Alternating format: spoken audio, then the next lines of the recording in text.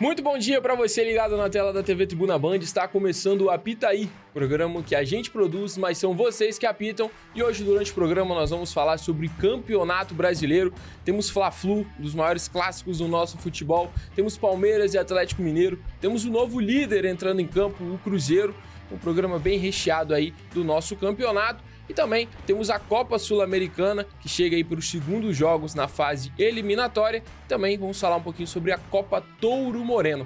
E aqui na mesa já estou aqui com meus amigos, Vitor Fontes. Bom dia, tudo bem? Mariana Mello. Oi, bom dia. Passaram bem a semana? Ótima. Graças a Deus. Ótima, né? Nem parece que eu vejo eles todo dia aqui.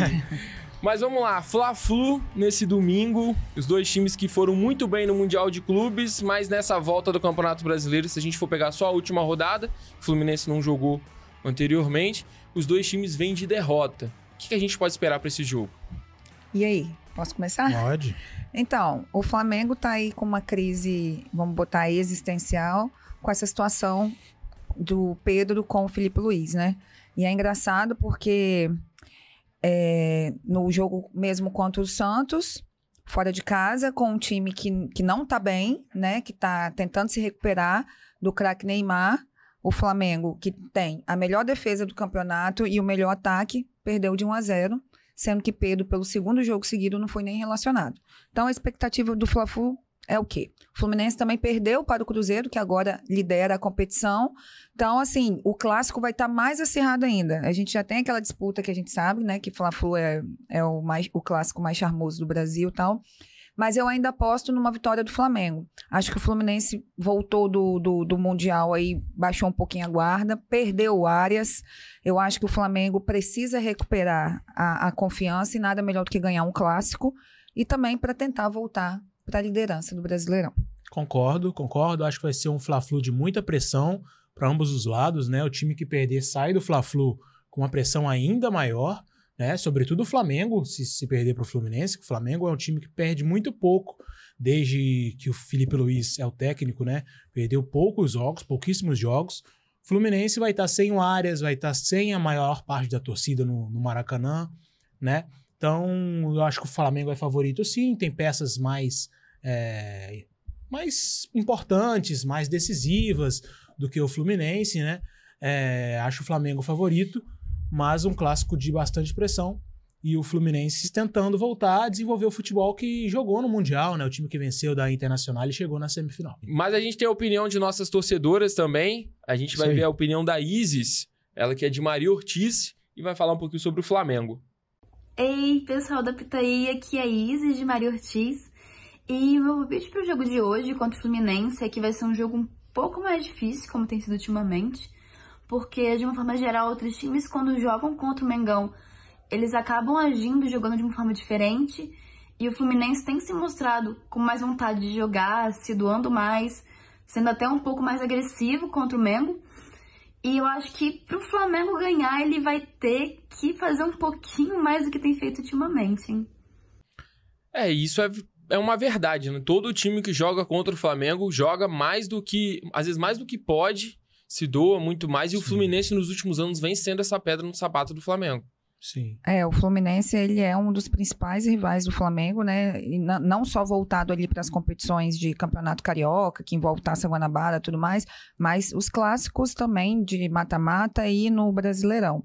Concordo com ela, né? Como a gente falou anteriormente, e eu acho que essa questão dessa crise aí que envolve o Pedro e o Felipe Luiz é muito por conta do Boto, né, o diretor de futebol, que na minha opinião é uma pessoa que não conhece nada do futebol no Brasil, não sabe o que é Flamengo, e acredito que por mais que a postura do Pedro tenha desagradado o Felipe Luiz, elenco e até a torcida, não merecia todo esse holofote que está acontecendo, e eu espero que passe logo. A gente sabe que demora, né? Ele ficou no banco, não foi nem relacionado nos 2 últimos jogos, e a expectativa é dele voltar a jogar, ver se ele vai continuar, porque a gente está no meio da janela também, né? Então tem aquela hipótese aí que ele pode ser negociado, mas eu acho que a torcida quer que ele fique e quem sabe ele não joga aí diante do Fluminense. E o Boto não mostrou pro que veio ainda no Flamengo, né? A gente vem para essa segunda janela. Sim. É verdade que a primeira janela o Flamengo tava com o caixa ali meio zerado. Conseguiu trazer o Danilo, trouxe o Juninho, que até agora também não mostrou nada demais, conseguiu trazer o Jorginho agora também de graça, mas foi só também. O Flamengo também precisa Agora suprir... fechou o Carrascal, né? Fechando com o Carrascal, precisa suprir algumas outras carências ali, principalmente ali na zona de ataque, um substituto para o Arrascaeta. Sim. E ver a questão dos pontas também, Cebolinha e Michael vêm muito mal. Parece, a sensação que tem é que o Flamengo ele tem um bom time, um bom elenco, mas que parece que tá tudo bagunçado ali, as coisas meio... E olha que é o time... atualmente vice-líder do Brasileirão, classificado na Copa do Brasil, classificado na Libertadores, mas o torcedor do Flamengo ele é muito exigente, né? Tá até demais, né? É engraçado como as crises no Flamengo levantam e acabam muito rápido, né? Era um time que estava oscilando muito antes do Mundial, que a gente falava do rendimento na Libertadores e rendimento no Brasileiro. Foi no Mundial, foi muito bem, caiu para um Bayern muito forte, um jogo ok. E aí tava em alta. Agora a briga do Pedro com o Felipe Luiz, perde pro Santos, já tá com crise de novo, torcida querendo reforço. Crise, inclusive, que começou com a derrota pro Bayern de Munique, né? O que eu acho mais surpreendente, que inclusive no jogo contra o São Paulo, o Luiz Araújo, quando foi anunciado no estádio, ele foi vaiado pela torcida, porque ele erra aquela saída de bola que gera o 4º gol do Bayern. Então olha só o nível que é a torcida do Flamengo. Uma derrota pro Bayern de Munique. E lembrando que o Luiz Araújo, antes dessa falha, estava fazendo um ótimo Mundial. E fez um golaço contra o São Paulo. Sim, a torcida é muito engraçada, velho. Exatamente. E agora a gente vai ver a Giovana, do país de vocês, né? Jardim Camburi. Isso aí, país Jardim Camburi. Que vem falando um pouquinho sobre o Fluminense. Ei, pessoal da Pitaí, eu sou a Giovana, de Jardim Camburi. E eu acho que esse Fla-Flu no domingo vai ser um jogo equilibrado, na medida do possível. E sem ter muita margem pra erro mesmo, sabe? Eu acho que, pelo que a gente viu deles no Mundial, não tem muito como escolher um favorito. Mas a gente sabe que o Fluminense vem sendo uma pedra no sapato do Flamengo há muito tempo. E eu tenho certeza que não vai ser diferente agora, sabe? Eu acredito que o campeonato vai sim fazer uma diferença absurda e vai fazer a gente ganhar no Mengão. Você vê que ela fala ali do pai Nato, né? O Renato Gaúcho foi muito elogiado no Mundial de Clubes, então ela apostando nele ali. Sim, a grande questão é quem vai substituir o Ares, que saiu... Uma perda muito grande. Despediu contra o Cruzeiro. O Fluminense cresce muito contra o Flamengo, independente da fase. Fala também sobre o novo líder, Cruzeiro, cabuloso. Cabuloso chegando. Tá aí, ó. Internacional e Ceará, daqui a pouco, 11 horas da manhã. Aí, às 4 horas, Cruzeiro e Juventude, Vitória e Bragantino.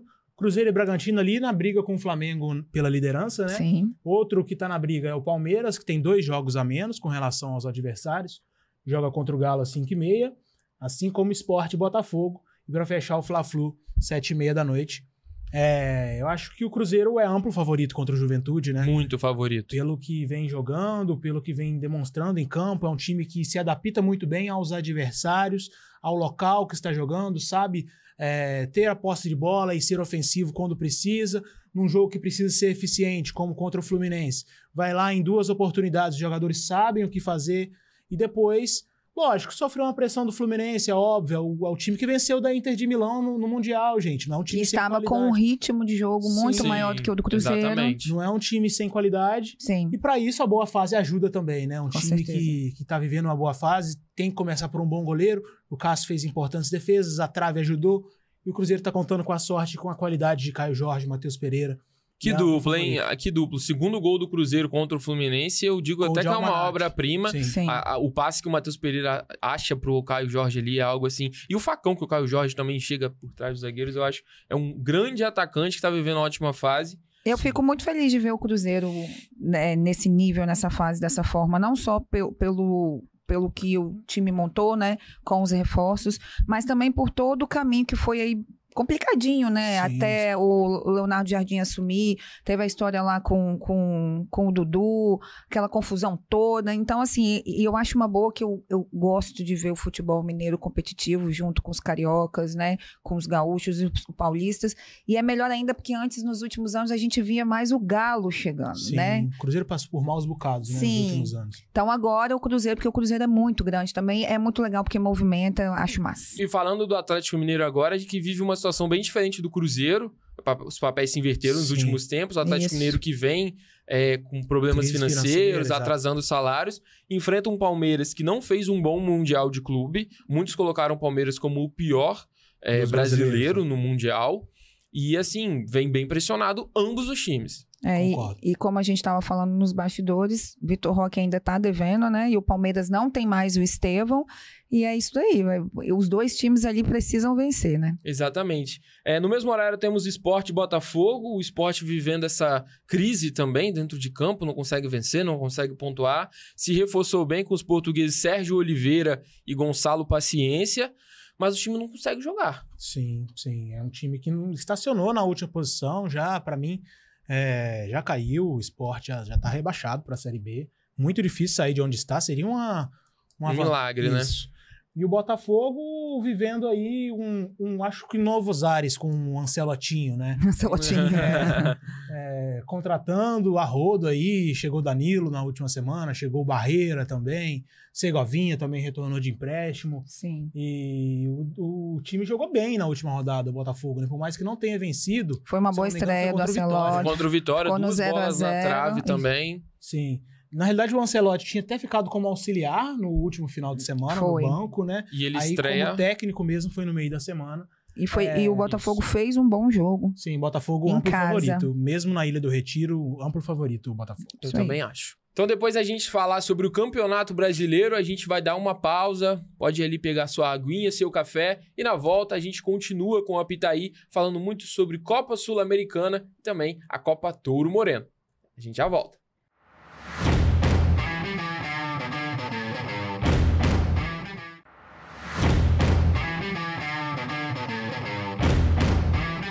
Voltamos com o Apitaí, o programa que a gente produz, mas são vocês que apitam. E antes de mais nada, nós temos um capixaba que esteve na final do Mundial de Clubes, que testemunhou de perto o amasso que foi do Chelsea para cima do PSG. A gente vai pedir pro Aquiles colocar na tela agora pra gente. Galera do Apitaí, estamos aqui direto à final. Pessoal maravilhosa participar desse espetáculo. É um vídeo curto, né, que não dá para ouvir muito bem o Felipe. Mas dá para meio que capturar, sentir ali a emoção de estar a gente assistindo uma final de Mundial de Clubes, gente, Chelsea e PSG. A gente vê que a torcida do Chelsea dominou as arquibancadas, fez muita festa durante a final, assim, me deu muito orgulho de vocês, mesmo ali de Joana Dark, eu fiquei extremamente orgulhoso, e assim... estar numa final de Mundial de Clubes é outro nível, né? E o vídeo dele fecha, né, todo o nosso ciclo aqui de Mundial de Clubes, porque o Apitaí praticamente começou junto com o Mundial de Clubes, então pra gente fica até uma lembrança saudosa aí, futuramente. Falando agora sobre Copa Sul-Americana, nós tivemos nessa semana alguns jogos de alguns brasileiros. Um atropelo que o Vasco levou. E nessa semana temos o jogo da volta. Então nós vamos ter aí, o Aquiles já colocou pra gente o nosso chaveamento. A gente tem lá em cima Alianza Lima e Grêmio. Nós estamos tendo os playoffs para ver quem vai para as oitavas de final da Sul-Americana, né? Exatamente. O Grêmio que também tá numa situação complicada, assim como o Vasco. Não levou uma goleada, né? Perdeu de 2-0. Isso. Mas complicou. Vem de uma goleada contra o Cruzeiro, né? Pelo Brasileirão, isso. E aí perdeu de 2-0 pro Alianza Lima lá no Peru. Tem que reverter na Arena do Grêmio. Sim. O jogo na quarta-feira, às 9h30 da noite. Tem condições de reverter o Grêmio, sim. Com certeza. Mas é um time, assim, que não me passa nenhuma confiança, o Grêmio. O Mano Menezes, pra mim, é um treinador que não consegue tirar mais... Mas o estilo de jogo dele já tá meio que manjado, sim, né, por todo mundo. É mais do mesmo. Precisa aí de algo diferente o Grêmio contra o Alianza Lima pra passar e enfrentar a Universidade Católica do Equador. Exatamente. E ali no outro jogo do mesmo lado, a Universidade do Chile fez 5-0 no Guarani do Paraguai. Não foi, né? Ali tá bem tranquilo, bem encaminhado. No outro jogo, a gente tem a nossa colinha aqui também. O Central Córdoba empatou em 0-0 com o Cerro Largo. Central Córdoba, aquele mesmo que venceu o Flamengo na fase de grupos da Libertadores. Então ali... tudo bem aberto. Aí a gente volta para outro jogo brasileiro, que foi Bahia e América de Cali. O Bahia empatou em casa, 0-0 com a América de Cali, né? Vai ter que decidir fora. Tem que decidir fora. Foi até um resultado que não considerei surpreendente, bom, né? Negativamente pro Bahia, né? Um time com bastante investimento, um técnico muito promissor. Acho que já deixou de ser um técnico promissor, o Rogério Ceni, já virou uma realidade. Gente. É um bom técnico para enfrentar aí o Fluminense nas oitavas de final. Vamos ver quem vai passar. Seria muito legal ver esse duelo de tricolores na Sul-Americana. Sim. Do outro lado, acho um lado bem acessível para o Galo, né? Sim. O outro lado da Sul-Americana. É onde o Galo tem que focar, na minha opinião, para conquistar uma taça em 2025. Esse ano. E voltar para a Libertadores. Exatamente. Ali Bolívar e Palestino jogaram. O Bolívar fez 3-0 lá em cima contra o Palestino. E quem ganhar enfrenta o Cienciano, que esteve no grupo do Galo na fase de grupos. E aí o Atlético venceu jogando mal, né? O Bucaramanga foi muito bem, o Atlético... Assustou pra caramba o Atlético? O Bucaramanga assustou pra caramba o Atlético Mineiro, exato, assim? Exato. Mas o Hulk de pênalti decidiu. O Galo acabou vencendo fora de casa. Um ótimo resultado para decidir agora em casa. E quem vencer enfrenta o Godoy Cruz nas oitavas de final, time argentino. E aí, falando de Vasco, né? Meu Deus. Que atropelo, Vasco. O que vocês acham que tem acontecido com o Vasco, hein? Por que não engrena? O Vasco não engrena há 25 anos, né? Por aí. A gente fica até sem palavras, né? Porque eu acho que o torcedor do Vasco, quando pensa que vai, aí volta tudo de novo, né? Vieram aí as boas notícias do fico de Felipe Coutinho, da chegada... De Léo Jardim também? Da renovação do Léo Jardim, que era uma coisa que estava até virando uma novela ali, e o Léo Jardim, ele é um ótimo goleiro, Excelente. Um ótimo goleiro. Da chegada do Thiago Mendes. Só que você leva... Aí tinha perdido o clássico, né, pro Botafogo antes de jogar na Sul-Americana, e foi um joguinho atrás do outro, né? Porque jogou contra o Botafogo no sábado e fez o jogo com Del Valle na terça-feira, fora de casa, e volta com 4-0. É tudo muito doido, assim, porque nesse jogo em específico, né, perder um jogador logo no início, desarranjou o time todo. Verdade, então, o Piton foi expulso no primeiro tempo. Né? Então... É muito difícil, muito complicado o que o Vasco vai ter que fazer em casa. Sim, quase foi 5-0, né? Se o Casares não perde um pênalti no... E eu acho que teve um gol anulado também, né? Se eu não me engano. Então podia ter sido até 6. Então, esse placar de 4-0 já é muito elástico pra gente. E a gente sabe, né, que no futebol tudo pode acontecer, mas a situação do Vasco, infelizmente, é complicada. Exatamente. E ali, o Brasil enfrenta a Itália. Tô brincando. O Bulu perdeu pro Once Caldas por 3-0, jogando em Bulu. É uma pena, porque esse aí é um timezinho que a gente pode abraçar aqui, né? Sim. E ali, quem passar enfrenta o Huracan da Argentina nas oitavas de final da Sul-Americana. Eu acredito muito que a gente pode ter uma final brasileira na Sul-Americana, já colocando aí Atlético e Fluminense como esses grandes favoritos, porque foi justamente como o Vitor falou. Se tinha uma competição que o Atlético deveria focar pensando em taça, tem que ser a Sul-Americana, porque é o caminho mais fácil. Porque na Copa do Brasil, nas oitavas, já pega o Flamengo. Claro que pode passar, mas é uma pedreira enorme. Então, vendo até uma possível eliminação do Vasco, né, nessa semana que vem, então, não tendo esse jogo, acho que o Atlético Mineiro tem vida bem tranquila na Sul-Americana. Eu só fico pensando, por exemplo, de pegar o Bolívar lá na altitude. A gente sabe como é que é. Sim. Mas eu acredito que possamos ter 2 brasileiros, né, na final da Sula. Isso aí, Sul-Americana bem movimentada. Exatamente. Movimentação também tivemos no último final de semana. Fugindo do futebol, viu, galera? Porque a gente já falou aqui que a gente não fala só sobre futebol. Exatamente. Tá? Nós tivemos a Copa Touro Moreno, que marcou aí a capital com lutas. Teve o Popó. Sim, também. A presença do Popó, o retorno do Yamaguchi Falcão aos rings, né? Lutou também o Luciano Falcão, o Yuri Falcão. Presença do governador Renato Casagrande lá no local que foi o evento. No Matrix. No Matrix, em Cariacica. Exatamente. Então, foi um evento bem grande mesmo. Bem movimentado. Bem movimentado. Não, e a gente sabe que o capixaba gosta muito de futebol, mas também gosta muito das competições de luta, né? Sim. Quando teve o Raidar Combat também teve muita gente.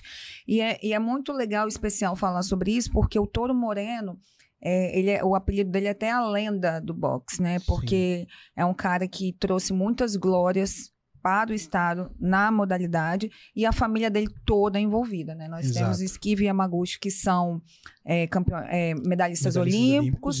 Tem o Yuri Falcão também, que está aí disputando várias competições pela seleção brasileira, incluindo competições mundiais. E essa Copa Touro Moreno, além de ter sido uma homenagem né? O aniversário dele, né? Em De 87 vida, anos. que é muito importante, né? Que a gente fala que algumas homenagens chegam tardiamente, essa é uma homenagem em vida. E a gente contou com a presença da nossa repórter Fernanda Coutinho, algumas imagens são produzidas por ela. Fica aí o agradecimento da Fernanda, que mandou pra gente, pra vocês acompanharem um pouquinho como é que foi, né? Exato. Vamos ouvir primeiro aí o Ronaldo Ribeiro, que foi o organizador, né? Ele é o Isso. presidente da Associação de Boxe do Espírito Santo, agradecendo aí, fazendo o feedback de como foi o evento. Vamos ouvir ele.